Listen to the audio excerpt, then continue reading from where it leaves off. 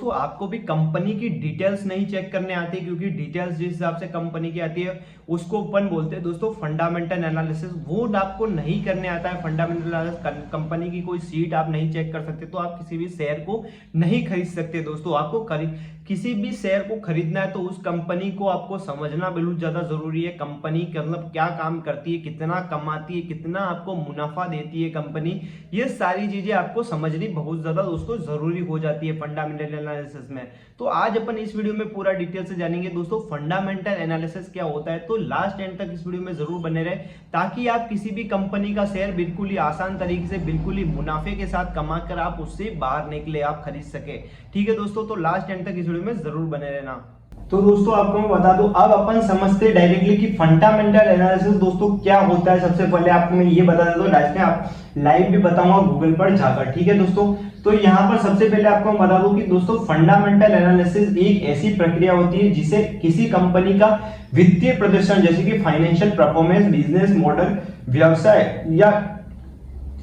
का ढांचा, प्रबंधन, मैनेजमेंट, ये हिंदी इंग्लिश दोनों में पढ़ रहा हूँ। ठीक है, मैं यहाँ ध्यान रखना, मतलब जो आगे हिंदी लिखा उसका इंग्लिश लिखा होता है पीछे, किसी को समझ में नहीं आए तो। ठीक है, तो यहाँ पर आपको बता दूं बाजार की स्थिति और भविष्य का विकास से यहाँ पर संभावनाओं और गहराई से अध्ययन किया जाता है। दोस्तों इसमें आपको मैं बताऊं तो बाजार का मतलब जो आपका अध्ययन होता है वो फंडामेंटल से ही आप कर सकते हैं। यहाँ पर इस विश्लेषण में आपको उद्देश्य यह समझना होता है कि कंपनी की असली कीमत क्या है यहाँ पर, और यहाँ पर इंट्रिंसिक वैल्यू क्या है, और क्या उसका शेयर वर्तमान में सही दाम पर है और महंगा, यहाँ पर ओवरसोल्ड तो नहीं है, यहाँ पर ओवर वैल्यू नहीं है, यहाँ पर क्या सस्ता, यहाँ पर अंडर वैल्यू तो नहीं है। यहाँ पर वो चीजें आप यहाँ से फंडामेंटल से दोस्तों चेक कर सकते हैं। फंडामेंटल एनालिसिस के दोस्तों मुख्य कारण आपको मैं बताऊं, कंपनी का यहाँ पर वित्तीय परिणाम, जैसे कि फाइनेंशियल स्टेटमेंट आप जान सकते हैं उसको इंग्लिश में। तो आय यहाँ पर वितरण आपको मैं बताऊं तो जैसे कि प्रॉफिट और लॉस सेटलमेंट आप यहाँ से जान सकते हैं। जैसे कि दोस्तों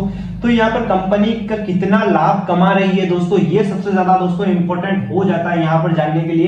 बैलेंस शीट आपको मैं बताऊं तो किस प्रकार से आपको कंपनी के पास कितनी संपत्ति एसेट्स है यहाँ पर वो जानेंगे आप। यहाँ पर देनेदारी या लाइबिलिटीज आपको जानना बहुत ज्यादा दोस्तों जरूरी हो जाता है यहाँ पर। ठीक है, तो यहाँ पर पूरी पूंजी यहाँ पर इक्विटी से आप जान सकते हैं दोस्तों, जैसे कि तो ये कैश फ्लो, और जैसे कि सेटलमेंट आप कैश फ्लो और कंपनी के पास कितनी नकदी और यहाँ पर स्थिति कैसी है यहाँ पर, जैसे कि ये चीजें आपको जाननी रहती है, कहाँ से आ रहा है और कहाँ जा रही है, मतलब कंपनी का कितना माल आ रहा है, कितना जा रहा है, वो सारी चीजें, मतलब कैसा पैसा, कितना कैश फ्लो किस प्रकार से जा रहा है, आ रहा है, वो सारी चीजें यहाँ पर दिखती है। आप बिजनेस मॉडल आपको बताओ तो दोस्तों दूसरा पॉइंट रहता है दोस्तों बिजनेस मॉडल का। ठीक है, तो कंपनी का क्या बेचती है, जैसे कि कंपनी लोगों को क्या सेवाएं उत्पाद करती है, मतलब और पैसे कैसे कमाती है, मतलब किस प्रकार से वो किस बिजनेस से कैसे पैसे कमा रही है, वो बिजनेस मॉडल आप जानेंगे। बिजनेस मॉडल में ग्राहकों के आधार पर ग्राहकों का आधार यहाँ पर किस प्रकार का कैसा है उनके लिए, वो यहाँ पर आप जानेंगे।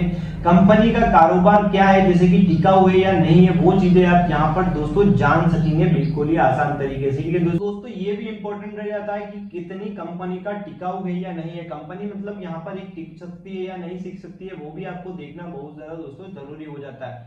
अब आपको मतलब दोस्तों विकास की कितनी संभावना है, जैसे कि ग्रोथ पोटेंशियल अपन उसको बोलते हैं कि कितनी मतलब कंपनी बढ़ सकती है पिछले कुछ वर्षों में, कंपनी के यहाँ पर राजस्व और लाभ कैसे बढ़ा है, मतलब जो यहाँ पर कंपनी का यहाँ पर पोटेंशियल बढ़ा है वो किस प्रकार से बढ़ा है, वो आपको देखना जरूरी है। क्या कंपनी नए क्षेत्रों में विस्तार कर रही है, क्या मतलब वो एक नई चीजें वहां पर नए क्षेत्रों में ला रही है, क्या कंपनी का नया उत्पाद और टेक्नोलॉजी ला रही है, क्या कंपनी मतलब जो साल ब साल जो टाइम बदल रहा है उस हिसाब से क्या अपने अंदर बदलाव कर रही है, वो देखना यहाँ पर फंडामेंटल से आपको बहुत ज्यादा जरूरी रहता है।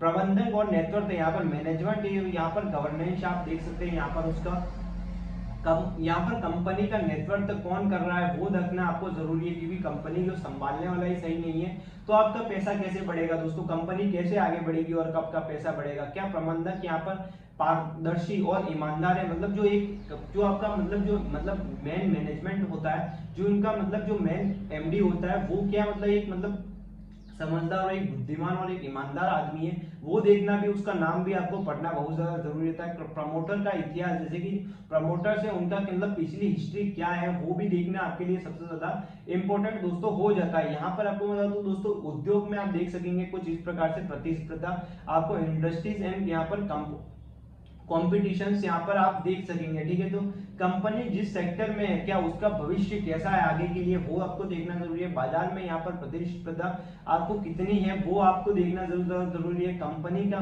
मार्केट शेयर कितना है, मतलब जो कंपनी की अभी क्या मार्केट की वैल्यू है, वो देखना आपको ज्यादा जरूरी हो जाता है दोस्तों।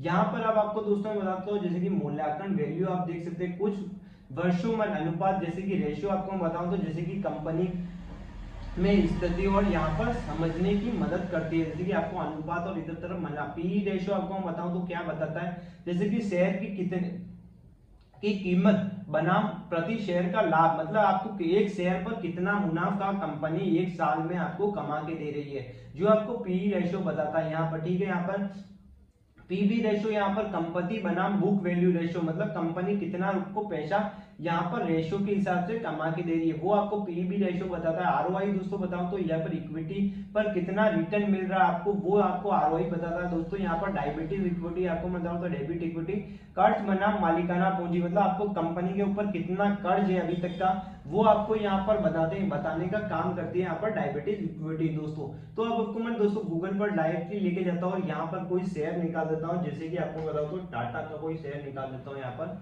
तो यहाँ पर टाटा अपन सर्च कर लेंगे, Tata Motors power stock price search कर दो, ठीक है। यहाँ पर जैसे कि टाटा पावर अपन ने सर्च कर दिया दोस्तों, इसके पीछे अपन स्टॉक प्राइस लिख लेते हैं दोस्तों, ताकि सही तरीके से आ जाएगा, ठीक है। यहाँ पर स्टॉक प्राइस लिख देते हैं अपन, स्टॉक प्राइस टाटा पावर। जैसे ही दोस्तों स्टॉक प्राइस लिखी तो कुछ इस प्रकार से आपके सामने ये चीज खुल चुकी है टाटा पावर की। तो आप यहाँ पर अपन ओपन पर क्लिक करेंगे और कंपनी के यहाँ पर आप देख सकते हैं ये चीज होती है दोस्तों, जो होती है यहाँ पर कंपनी की सीट, जो कि फाइनेंशियल सीट बोला जाता है दोस्तों।